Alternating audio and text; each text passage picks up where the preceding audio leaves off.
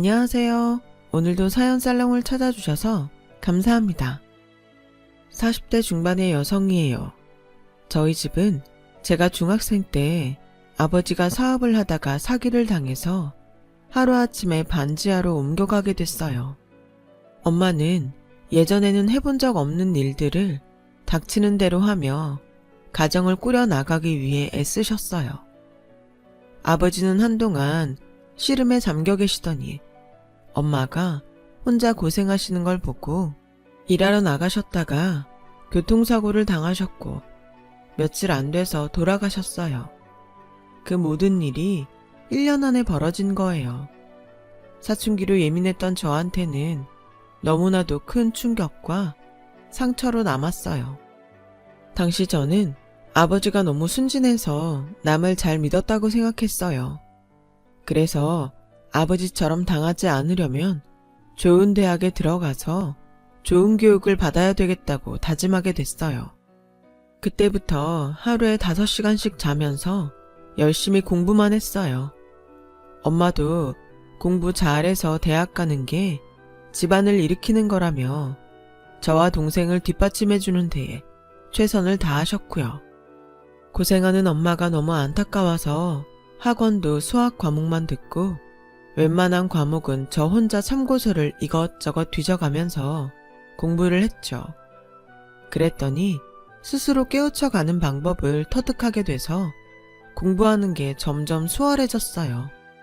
노력은 절 배신하지 않아서 중학교 때까지는 중상위권이었던 성적이 고등학교에 가서는 눈에 띄게 올랐어요.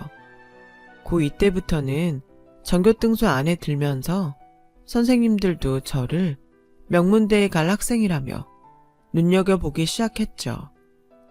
저는 고3 때까지 성적을 잘 유지해서 상위권 대학 사회학과에 합격했어요. 경영학과에 가고 싶었지만 가고 싶은 대학은 성적이 좀 모자랐거든요. 아버지가 회사를 운영하는 걸 좀 더 잘 알고 아는 게 많았으면 그렇게 되지 않았을 거라는 게 머릿속에서 떠나지 않았기 때문에 경영학과를 가려고 했어요. 제 전공을 공부하면서도 경영에 대해 배울 수 있는 만큼 배울 생각이었어요. 대학에 가서 처음에는 아르바이트를 하느라 시간 가는 줄 몰랐어요. 제가 직접 벌어서 쓰고 동생 용돈도 주는 게 그렇게 재미있을 수 없더라고요. 한동안 제가 할 수 있는 알바는 다 하고 다녔고 자연히 학교 성적은 떨어지게 됐어요. 2학년 2학기까지도 알바하는 재미에 푹 빠져서 살았어요. 그러다가 정신이 번쩍 든 게 한 선배가 전공 성적이 너무 나빠서 계속 취직이 안 되는 걸 보고 나서부터였어요. 평생 알바만 하며 살 게 아니고 제대로 된 직장에서 일을 하려면 성적부터 제대로 챙겨야겠다는 생각이 들었어요. 당시 저는 종종 수업을 빠져가면서 알바를 했었거든요. 안 되겠다 싶어서 정신을 바짝 차리고 강의에 꼬박꼬박 들어갔어요. 수업 내용도 중간에 빠진 걸 따라잡느라 애를 먹기도 했어요. 그래서 다음부터는 강의는 절대 빠지지 않았고 알바도 공부하고 남는 시간에만 하는 걸로 대폭 줄였죠. 3학년 1학기를 힘들게 공부하고 났더니 2학기는 많이 수월하더라고요. 저는 괜찮은 회사에 취직하는 걸 목표로 있는 힘을 다했어요. 취업 박람회도 빠짐없이 가서 정보 수집도 하고 선배들한테 입사시험 족보를 얻으려고 노력도 많이 했죠. 남들보다 뒤처질까봐 열심히 한 덕분에 저는 외국계 마케팅 회사에 합격했어요.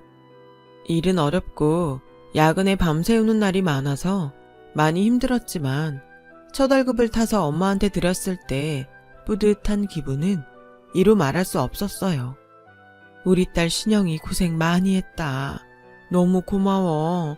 어려운 형편에 공부도 잘하고 대학 때도 용돈 한 번 안 타가고 혼자 다 벌어서 썼는데 이렇게 좋은 회사 들어가서 월급까지 갖다 주니 엄마는 이제 더는 바랄 게 없어. 라고 눈시울을 붉히며 좋아하시는 걸 보니 저도 눈물이 났어요. 동생도 저한테 용돈 많이 받았다고 너무 좋아했어요. 가족들이 기뻐하는 모습에 더 힘을 낼 수 있었죠. 너무 힘들어서 관두고 싶을 때마다 좋아하는 엄마와 동생을 떠올렸어요. 그게 저를 버티게 했고 2년 후에는 대리까지 올라가게 해주었습니다.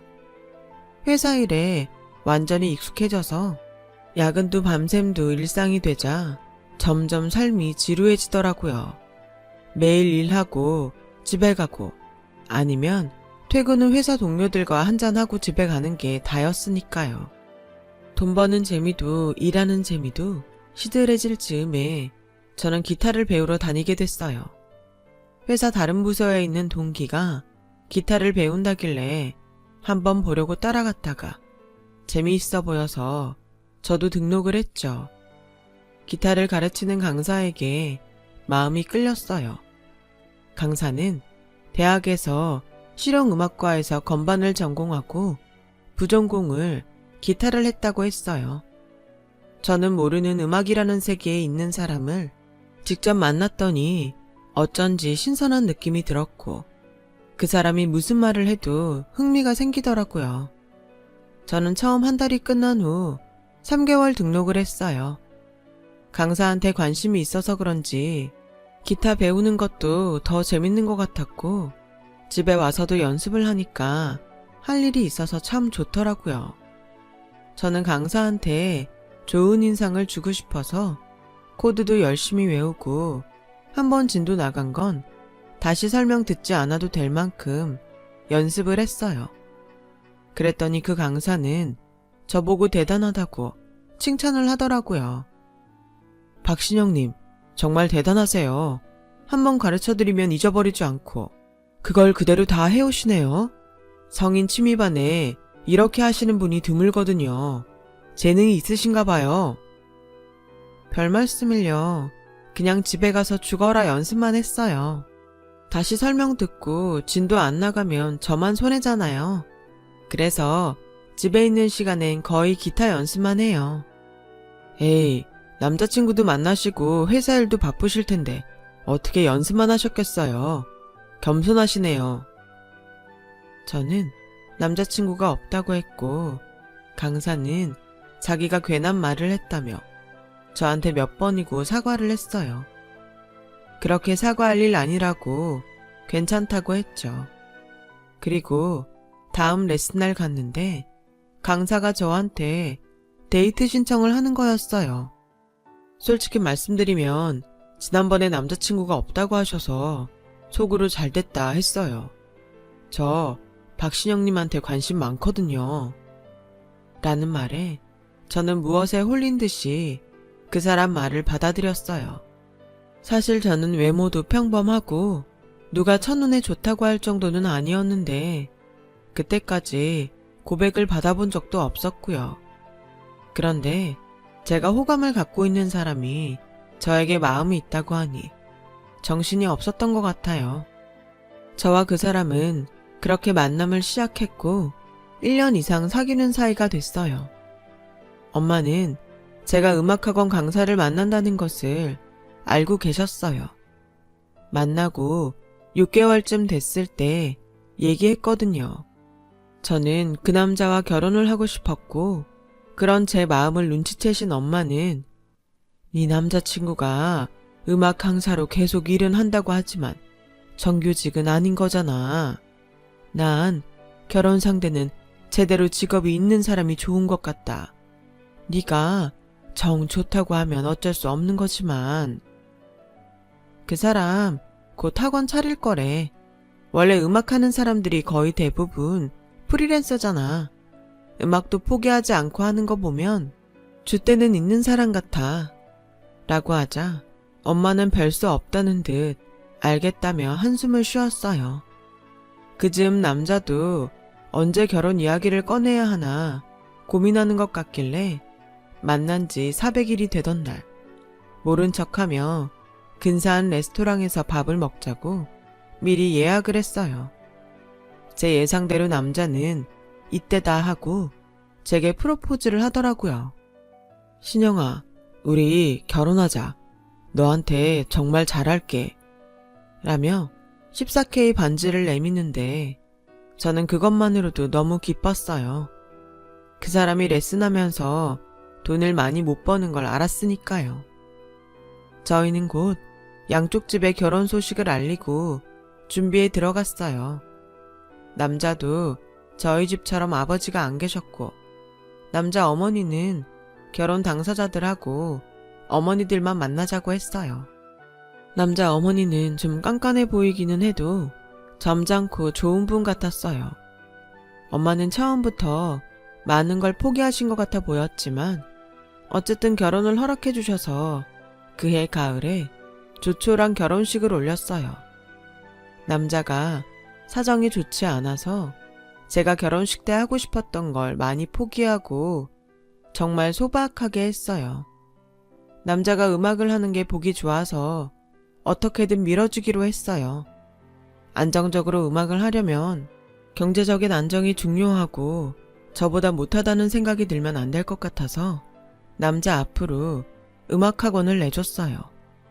학원이 개원하는 날 시어머니는 떡에 음식을 잔뜩 해서 사람들에게 나눠줬어요. 너한테 정말 고맙다. 우리 성태가 이제야 좀 필요나 보다. 이게 다 네 덕분이야. 시어머니는 제 손을 꼭 붙잡아 주더라고요. 남편은 전보다 활기가 있어졌고 자기 음악을 하는 데에도 열심이었어요. 학원에 학생들이 많은 편은 아니었지만 점차 나아질 거라고 생각했죠. 하지만 시간이 지나도 학원이 잘 되지는 않았어요. 그렇다고 안 되는 것도 아니라서 그럭저럭 해 나갔어요. 시간이 흐르고 학원을 연 지 2년이 좀 넘었을 때였어요. 학원 일이 안 맞는다며 불평을 하던 남편은 유명한 가수 노래를 프로듀싱 하게 됐다며 신이 나서 집에 왔더라고요. 내가 뭘 했어. 날 알아보는 사람만 있으면 나도 잘 될 거라고 했잖아. 신영이 너 이제 남편이 얼마나 잘 나가는 사람인지 곧 알게 될 거야. 그래, 당신이 꼭 해낼 줄 알았어. 정말 잘 됐다. 힘내. 라고 격려했고 저는 남편한테 한 가지라도 더 좋은 걸 먹이려고 영양제며 보약을 챙겨가며 뒷바라지를 했어요.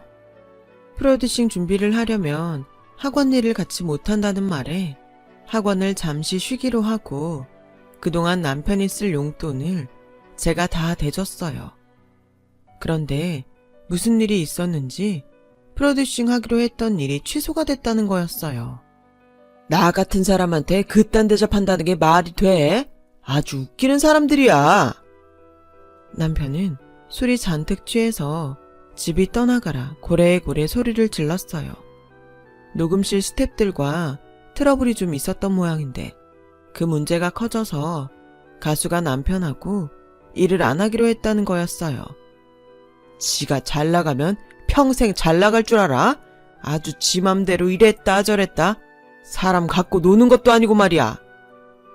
저는 달리 뭐라고 위로해야 좋을지 몰라서 조심스럽게 속상하겠지만 잊어버려. 더 좋은 일이 생기겠지. 그때까지 버티려면 생활도 해야 하니까 학원 다시 열고 레슨하자. 준비하고 있으면 또 기회가 올 거야. 넌 그게 문제야 항상. 아주 사람을 있는 대로 몰아붙인다니까. 그러니까 내가 마음 편히 뭘 할 수가 없어. 입만 열면 돈 벌어오라고나 하고 그러면서 무슨 뒷바라지를 한다는 거야. 그게 아니라 이번 일 안 된 거 너무 상심하지 말라는 뜻이잖아. 뭘 그렇게 꼬아서 받아들여. 마음대로 넘겨짚어서 사람 이상하게 만드는 거 당신이잖아. 너도 날 우습게 보는 거야? 너 항상 그랬어. 지가 돈 좀 번다고 사람 얕보고 말이야. 아우 기분 나빠.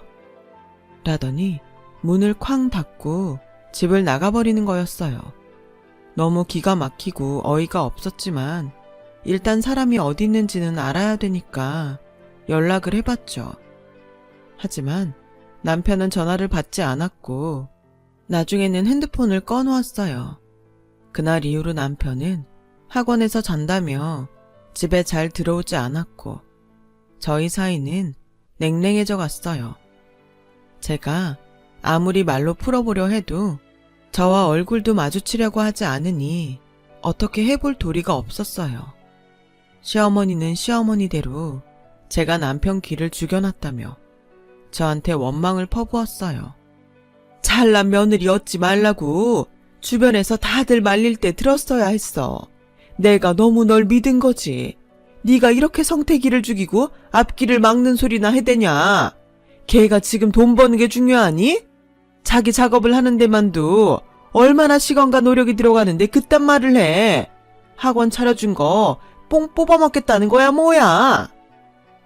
처음 학원을 차려줄 때만 해도 고마워하던 시어머니는 2년이 넘는 시간 동안 저한테 받는 생활비를 당연하게 여기게 됐고 자기 아들 비위에 안 맞는다고 저를 형편없는 사람으로 몰아붙이기 시작했어요. 당시 저는 회사에서도 너무 힘든 때여서 남편 일이 잘 되면 회사를 그만두고 이직도 생각하고 있었거든요. 하지만 일이 다 어그러져서 저는 울며 겨자 먹기로 회사를 다녀야 했고 그러다가 결국 제 풀에 지쳐서 퇴사를 해야 했어요. 너무 스트레스를 많이 받으니 두통이 계속되더군요. 갑상선에 이상이 생겨서 도저히 더 일을 할 수가 없었거든요. 그렇게 집에 있게 되고 얼마 안 있어 시어머니가 찾아왔어요. 일하던 사람이 집에만 있으면 좀이 쑤신다는데 너는 안 그러니? 뭐 다른 일거리라도 찾아봐야 되는 거 아니야? 제가 건강하면 그렇게 하겠는데 지금은 휴식이 필요해서요. 이렇게 아프지 않았으면 회사도 관두지 않았을 거예요. 그래 뭐 너도 애는 썼겠지. 그래도 결혼했다고 2년 만에 회사를 덜컥 관두는 건 좀 그렇다. 휴직계 같은 것도 있잖아. 라길래 울컥해서 뭐라고 하려는데 고기 반찬을 해봤다며 냉장고에 넣어두더라고요. 그래도 제가 아프다고 나름 신경 써준 것 같아서 감사하다고 하고 더는 아무 말도 하지 않았어요. 그런데 며칠 후에 동생한테서 연락이 왔어요. 언니, 형부한테 여동생 있잖아. 지금 우리 호텔에 형부가 식구들이랑 다른 여자하고 왔는데 아무래도 그 여동생 상견례인 것 같아. 이건 뭐야? 어떻게 된 거야? 동생은 특급 호텔 레스토랑에서 셰프로 일하고 있었는데 다른 호텔로 이직을 한 상태였거든요. 제가 남편하고 사이가 좋지 않으니 동생 이직 사실을 몰랐었겠죠. 여튼 동생이 우연히 남편 식구들이 호텔 레스토랑에서 상견례하는 걸 본 거였어요. 너무 놀라서 당장 호텔로 갔더니 처음 보는 여자와 나란히 앉아서 상대 가족하고 식사를 하고 있더라고요. 당신 이게 다 뭐야? 이거 아가씨 상견례 자리 맞지? 어떻게 이럴 수가 있어? 나한테 말도 안 하고 이게 뭐야? 라고 했더니 남편은 제 두 팔을 잡고 억지로 밖으로 끌어냈어요. 너 아프다고 해서 저분한테 오늘 부탁한 거야. 그런데 이렇게 소란을 피우면 어떡해? 저 사람한테 고마워하지는 못할 망정. 이게 무슨 짓이야? 얼른 가! 라며 저를 내쫓아버렸고 저와 여동생은 분에 겨워서 부르르 떨고만 있었죠. 그날 밤 시어머니는 남편과 함께 오더니 니네 혼인신고 안 돼 있잖아. 너도 성태도 처녀총각이나 다름없어. 그러니까 이쯤에서 그만 갈라서라. 우리 성태한테도 진짜 인연이 나타난 것 같으니 너도 네 살 길 찾아서 가면 좋겠다. 라는 시어머니 말에 저는 그제야 혼인신고하러 제가 가지 않았던 게 기억났어요.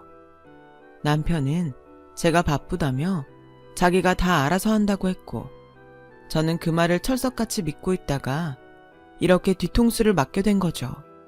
당시 저는 몸도 너무 안 좋았고 남편 집안과 맞서 싸울 만큼 정신적으로 강하지도 못했어요.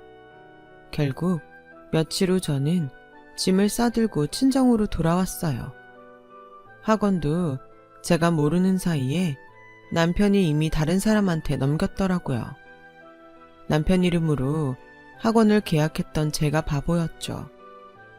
저는 한동안 자리에 누워서 일어나질 못했어요. 몸이 아픈 것도 있었지만 배신감과 충격에 마음도 힘들었거든요. 병원은 꾸역꾸역 다니면서 약을 먹었지만 뭘 하며 어떻게 살아야 할지 몰랐어요. 그러던 어느 날 동생이 자기와 동업을 하자고 하더라고요.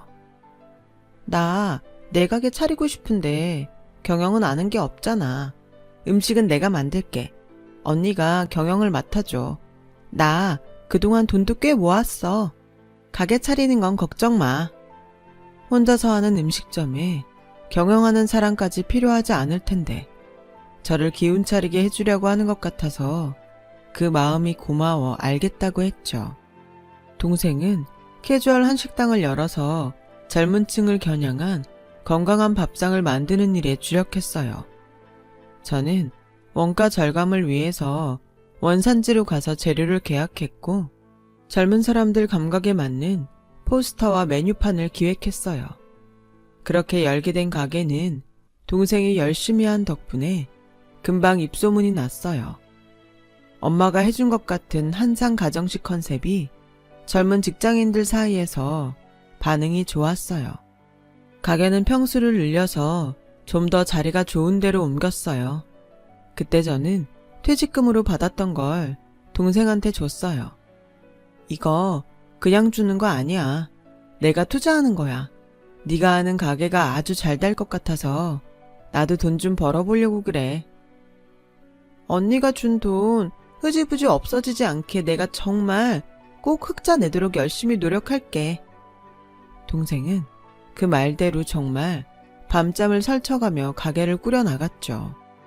레스토랑은 세 자리에서도 많은 손님이 오게 됐어요. 레스토랑이 자리를 잡자 동생은 전부터 해보고 싶었다며 대학가에 분식집을 차리고 싶다고 했어요. 저는 바로 시장 조사를 했고 동생 솜씨면 경쟁력이 있다고 판단했어요. 그렇게 저희가 낸 분식집도 대박을 쳤어요.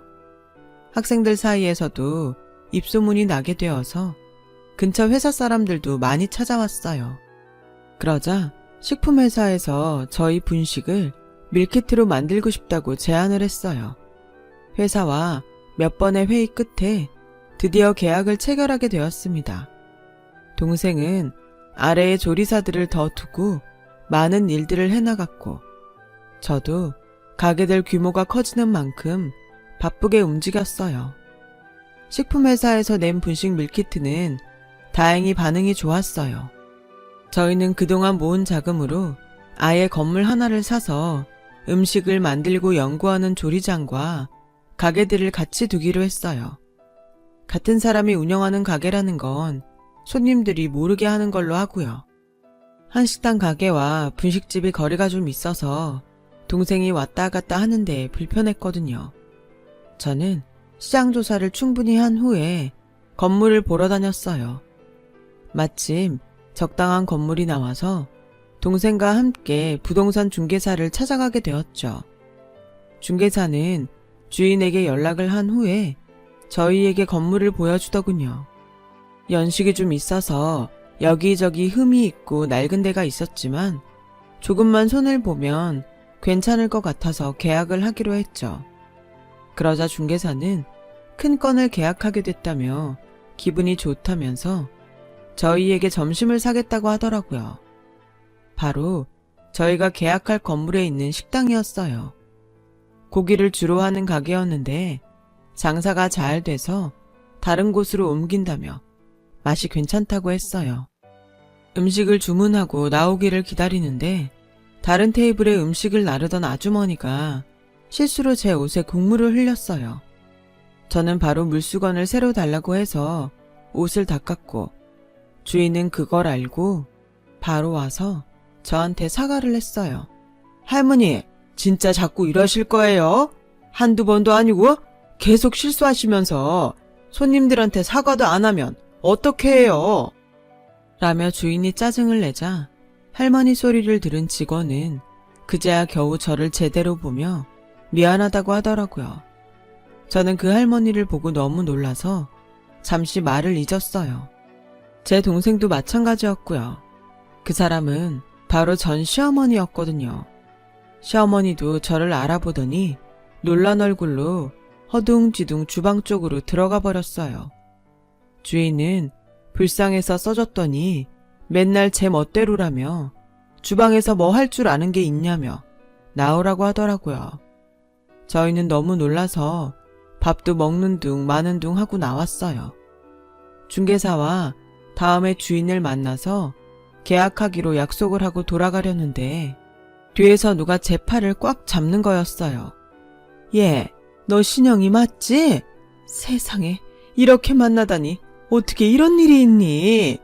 진짜 죽으라는 법은 없나 보다. 우리가 인연은 인연인가 보다. 무슨 말씀을 하시는 건지 모르겠는데요. 할머니가 저한테 무슨 볼일이세요? 라며 제가 차갑게 팔을 뿌리쳤더니 시어머니는 당황하더군요. 우리도 그동안 네가 많이 궁금했어.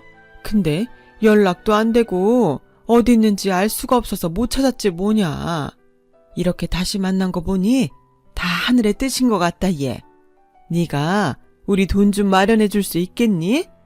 해줄 수 있지? 너 성태 좋아하잖아. 학원도 차려주고 잘했잖아. 지금 언제적 얘기하시는 거예요? 그리고 왜 저한테 계속 반말하세요? 저하고 그쪽은 이제 아무 사이도 아니잖아요. 그렇게만 말할 게 아니라 너도 우리 성태 보고 싶었을 거 아니야. 미쳤어요? 제가 그 남자를 왜 보고 싶어 해요? 제 돈 다 털어먹고 혼인신고했다고 거짓말까지 한 사람을요. 거기에 할머니도 한몫했잖아요. 사람 간 보느라 혼인신고를 2년 넘게 안 하다가 아파서 회사 못 다니게 생기니까 이혼하라고 하는 인간들이 뭐가 궁금하겠어요? 라며 크게 소리를 지르자 가게 안에서 주인도 내다보고 주변에 있는 사람들이 다 시어머니를 쳐다봤어요. 그렇게 시어머니는 저한테 무안을 당하고 물러났는데 다음 날 전 남편이 어떻게 저희 레스토랑을 알고 찾아왔더라고요. 전 남편은 몰골이 초라하고 말이 아니었어요. 내가 면목 없는 건 아는데 한 번만 도와줘. 그러면 절대 실망시키지 않고 꼭 갚을게. 응? 내가 댁을 왜 도와줍니까? 그리고 당신네는 예의도 몰라요? 하나같이 처음 보면서 어디다 대고 돈돈거립니까? 라고 하자 남편은 제 앞에 무릎을 꿇으며 박시정 사장님 한 번만 도와주세요. 예정을 생각해서라도 어떻게 해주세요. 오죽하면 제가 찾아왔겠어요. 저도 웬만하면 이렇게까지 하는 사람 왜 안 도와주겠어요. 그럴만 하니까 그렇겠죠. 경찰 부르기 전에 당장 나가요. 남편은 별수 없이 일어났고 직원들에 떠밀려 밖으로 내쳐졌어요. 남편은 그때 상견례장에 있던 여자와 결혼을 했다고 해요. 음악 프로듀싱을 한다며 연예 기획사들을 찾아갔지만 아무데도 남편을 써주지 않았고 결국 여자가 집을 팔아서 저금했던 돈까지 다 들고 어디론가 사라졌다고 해요. 그 뒤로 남편과 시어머니는 생활이 어려워져서 식당 일과 일일 노동을 한다더군요. 사정은 안 됐지만 저는 다 자기가 한 대로 돌려받았다고 생각했어요.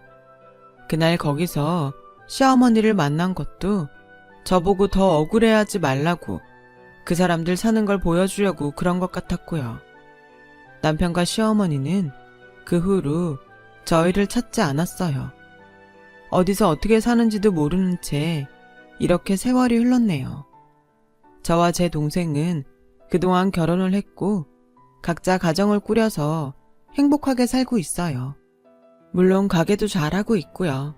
사람한테 치여서 세상 일 다 싫었는데 이렇게 사람한테 치유받게 되었습니다. 동생에게도 지금의 제 남편에게도 새삼 더 고맙고 감사해집니다. 오늘 제 사연을 들어주신 분들 모두 감사드려요. 앞으로 다들 좋은 일만 많이 있고 매일 행복하시길 바랄게요. 늘 건강하세요. 여러분, 사연 댓글에 응원과 현명한 조언 부탁드려요. 좋아요와 구독은 저에게 큰 힘이 됩니다. 오늘도 좋은 일 가득하세요.